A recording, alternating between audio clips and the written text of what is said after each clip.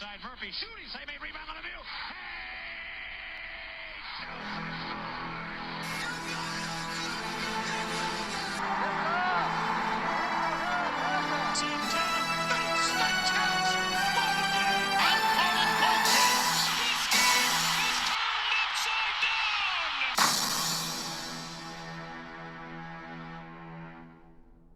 Hello everyone, this is Casey. You are watching the Red Rubber Duck Win All Sports Network.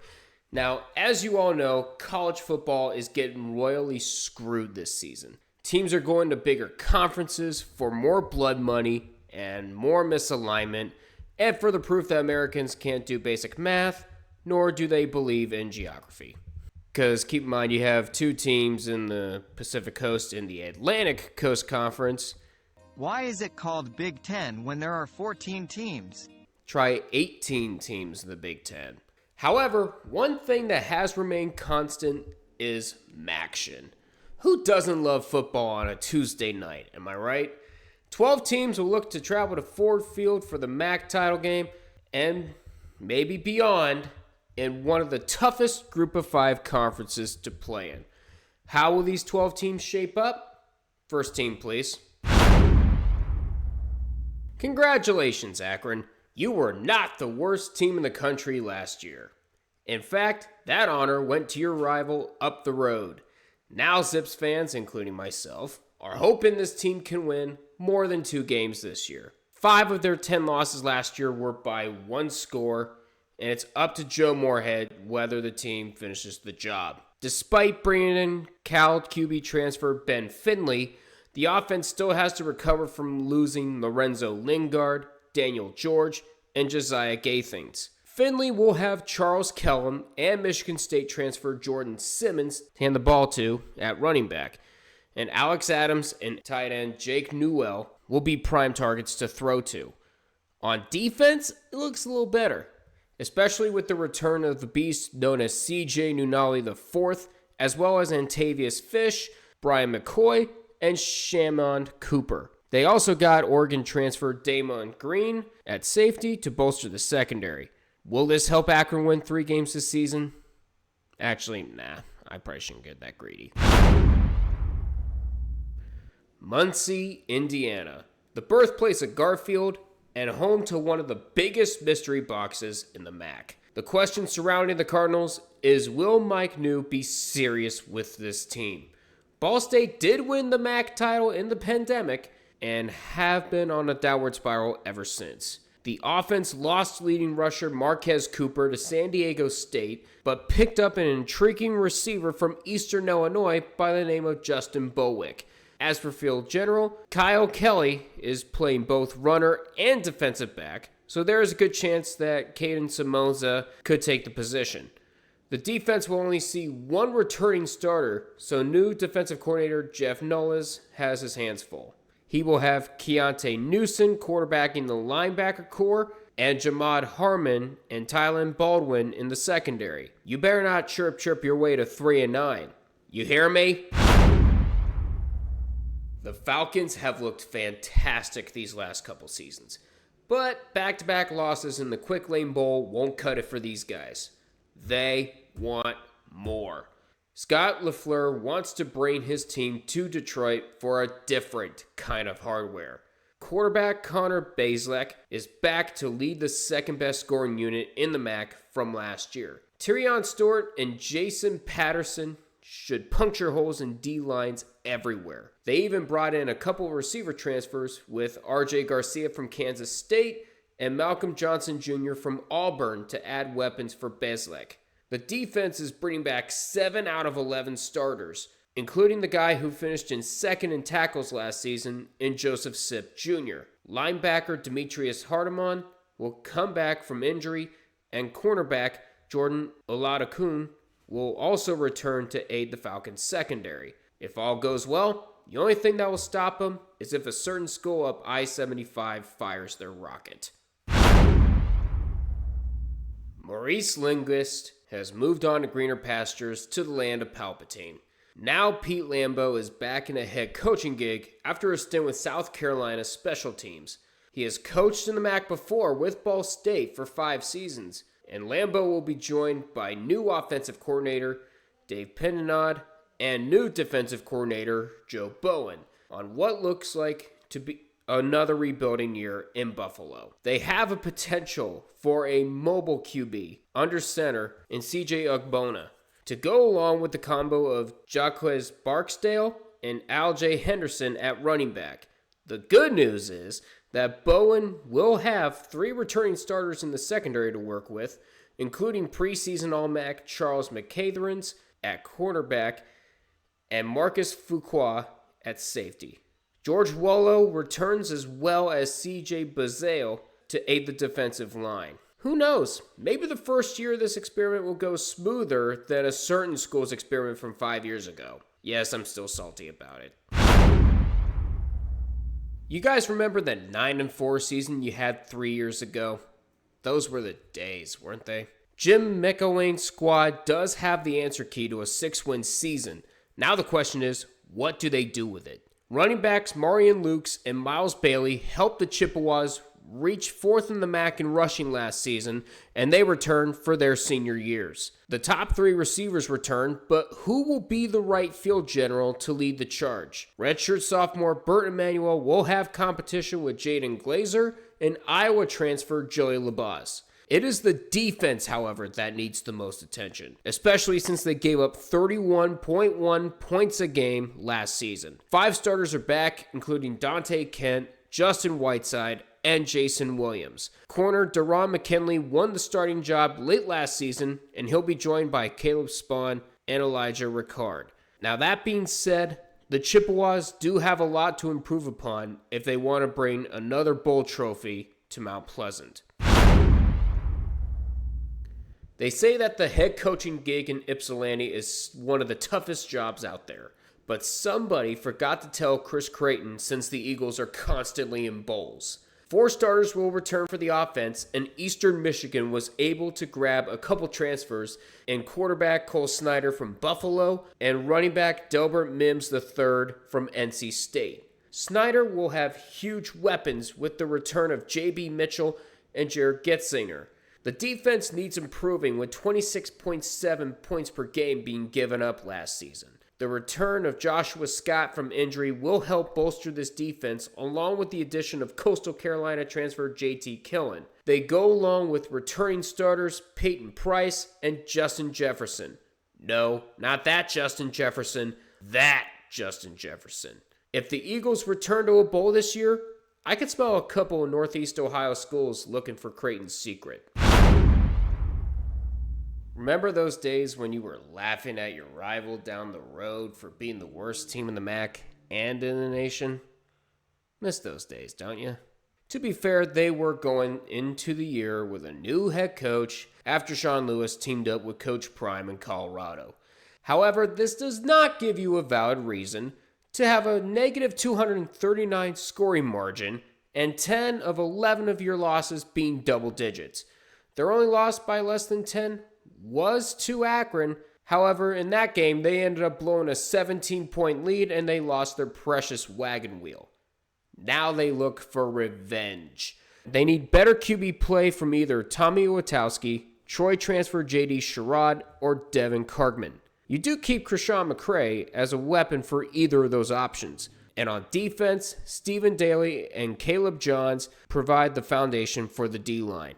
And in the secondary, Alex Branch and Josh Baca will look to provide a good veteran presence. Let's just hope this season doesn't turn out as bad as your spelling. The reigning MAC champions. Chuck Martin's RedHawks have the potential to go on a return trip to Detroit. They made it there thanks to a stellar defense riding off the loss of their starting QB. And now, Brett Gabbert makes his triumphant return and will look to make up for lost time. Now, they did lose Gage LeVerden to South Carolina, but the receiving duo of Kay McDonald and Javon Tracy look to fill the void. At running back, they lost Rashad Amos to Ole Miss, but they patched the hole with a transfer from Purdue named Dylan Downing. The defense looks as strong as last year. 6 starters make their return, including defensive end Brian Ugwu and linebackers Ty Wise and Matt Solopek. Now, the defensive line needs some retooling, but Kobe Hilton will be a veteran presence to look towards. These guys brought order to the MAC last year. Now let's see if teams can step up to the challenge or make it so that the road to Detroit runs through Oxford again. The last couple years for the Huskies have been up and down, up and down, and up and down. Roller coasters are great for amusement parks, not football. This year, Thomas Hammock and company need to stop the ride and fast because this would be an even year of said ride. This is a roster with visions of Detroit. Rocky Lombardi is out as field general due to eligibility. Ethan Hampton or Arkansas Pine Bluff transfer Jalen Macon will take over that spot. Running back Antario Brown looked to create some fireworks in his senior campaign. While the offense looks strong, the defense will have to hold the most weight. Rasheem Thomas and Devontae O'Malley return to anchor the line and are joined by standout Jashawn Profit. Linebackers Jaden Dolphin and SEMO transfer Christian Furman will provide trouble to opposing QBs in the two linebacker format. The Huskies have a very dangerous team. Will we see some more hardware than DCobb? Only time will tell. How do you respond to back-to-back 10-win seasons? Get decimated by graduations and the transfer portal. Let's start with the offense.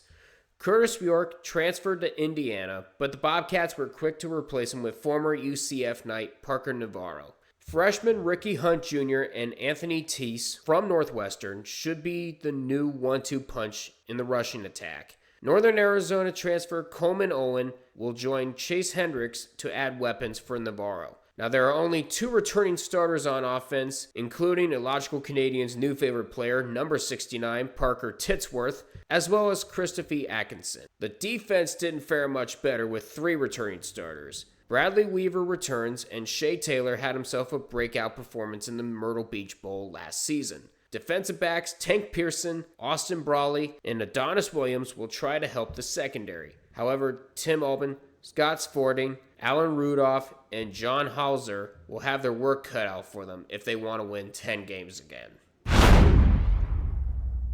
As last year's runners-up, Toledo has a lot to prove. We should see if Jason Candle can rebuild a squad. Quarterback DeQuan Finn moved over to Baylor. Their top rusher is gone, as well as all the starting offensive line. To fill some of the void, they brought in Tucker Gleason. He will have weapons including Jerjuan Newton and Junior Van Ross III at receiver and Anthony Torres at tight end. The guys lost on defense are a huge hit as well, with Quinyon Mitchell, of course, getting drafted in the first round. But the secondary still has experience with safety Maxon Hook and the rest of the returning starters, including tackle Darius Alexander and linebackers DeAndre Reagan and Daniel Bowden. The skill positions should be okay, but whether the lines develop will determine whether you guys go back to Detroit. All told, it was not a good start for Lance Taylor and Kalamazoo, going 4-8. However, they did sweep the state of Michigan at the end of the year, so there's that. They don't have to worry about Toledo and Miami, so they have a chance at some wins. Former UMass coach Walt Bell takes over an offense that scored nearly 24 points a game last year. Quarterback Hayden Wolf will be at the helm as a fifth-year senior. Good news is the majority of the offense is returning starters. 1,000-yard rusher Jalen Buckley and wide receiver Kenneth Womack should be able to help him. The defense needs help, and Scott Power is in his maiden season with the Broncos as the defensive coordinator. The line will bring back Corey Walker, Mason Nelson, and Isaiah Green, while the secondary brings back Bahil Cone and Tate Halleck. The site of a bowl game is right there. The choice is yours. Bowl or bust. All right, so the MAC is a very tough conference to predict. Now let's get right into... Excuse me for 1 second. Hey, hang on. You're not part of the MAC yet. What are you doing here? Red said to include me since I'm going to be part of the MAC next year. Okay, well, you're early, so I'm going to kindly ask you to get out of the... Well, since UMass is joining the MAC next season, we might as well go over the Minutemen now. The main running attack, K'Ron Lynch Adams, transferred to East Lansing, so Jalen John has big shoes to fill. Now, Taysom Promacana was off to a good start last season, but was not able to create 12 complete games. Fortunately for him, he has a new play caller in Shea Montgomery from James Madison to help him out. The receiver corps brings back Anthony Simpson and a couple transfers. The defense is in trouble, giving up nearly 6 yards per rushing attempt. Why throw the ball when the defensive line is composed of turnstiles? That's why they added transfers Itinoza Rubin, Jalen Hudson, and Tim Grant Randall to create a foundation. Now, UMass does play 6 MAC teams this year, so let's see the movie trailer and let's see how it goes. Okay, can you please let me get to some predictions now? Okay, great. As I mentioned earlier, this conference is difficult to predict. It also doesn't help that divisions are no longer a thing, and the 2 best records now go to Detroit. Toledo and Northern Illinois meet in DeKalb this year, and that could tell the story of the season. Meanwhile, the RedHawks made it last year without their star QB, and now he's looking to go on a revenge tour. That being said, I'm going to go with Miami and Northern Illinois, with Miami repeating as MAC champions. Let's hope this prediction will age like fine wine. I want to thank you guys for watching this video, and just a reminder that this is the 3rd video of a 9-video series where me, Red5478, and Illogical Canadian will go over all 134 teams across 9 conferences. Well, 10 if you count the McPac-2. Red currently has his Sun Belt predictions out, as well as Illogical Canadian with his Conference USA video. The next videos of the series is Red going over the Mountain West, as well as the 2 remaining Pac-12 teams. I will be going over the American, and Illogical will be going over the ACC, including Notre Dame. I'm going to drop both of their channels in the description below, so feel free to check them out and subscribe to them too while you're at it. But thank you guys for watching. Please feel free to like, comment, and subscribe to the Red Rubber Duckman All Sports Network. I'll see you guys when we go over the American. My name is Casey, and until we meet again, I'll see you guys in the next one.